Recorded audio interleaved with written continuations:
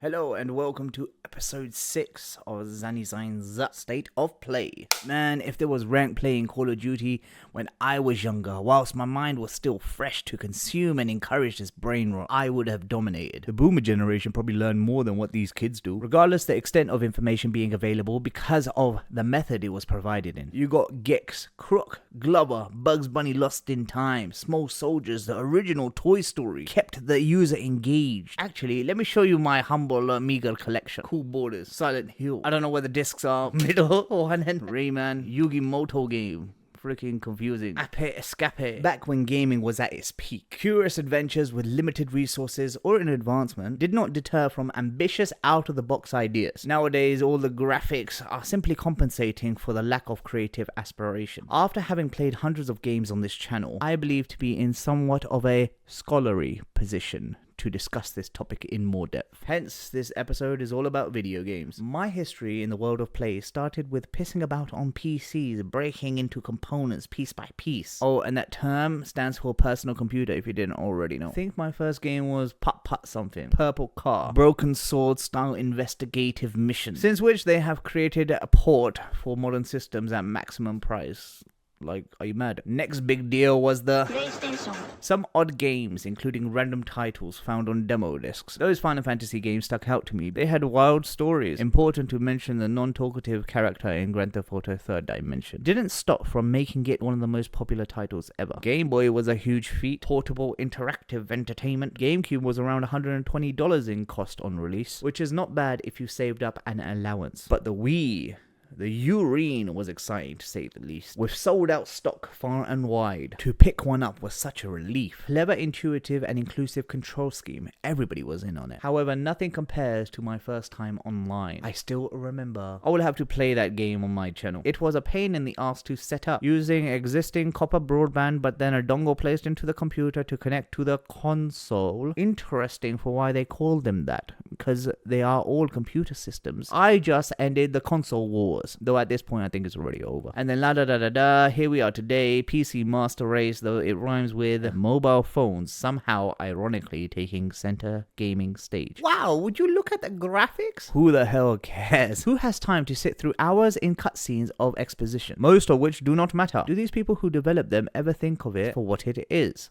A video game meant for fun. Their thought process is more to make an interactive movie. That brings me to my second yet more important pet peeve. Too much dialogue. Why don't the writers chill it with a crap conversation? Writing 100,000 words for a side character, which is most probably an optional extra, and most often than not avoided because it is accompanied by a terrible fetch or trail quest. When can a character not have any voice lines, and not because it couldn't be facilitated, but as a cool creative vision choice? Wait, I already mentioned one. Aside from indie titles, even big-ass AAA studios love the repetitive voice lines. Way back in the olden ages, excluding Pong, that shit just be 2 lines and a dot. We had split screen, where multiplayer was always on the same side trying to complete a story objective. However, as we move on with the times, and the fact that most people playing have their own machines, it has tipped onto being competitive. A fight to become the best, for no apparent reason other than bragging rights. Some of the time it's fun, most of the time it's mind-numbingly boring, especially when involving die-hard combatants on the pretend battlefield. Of course, there are some exceptions that involve other people on the same journey. Obviously, most of them still connect to the basic principle of replayability, competing to have the highest score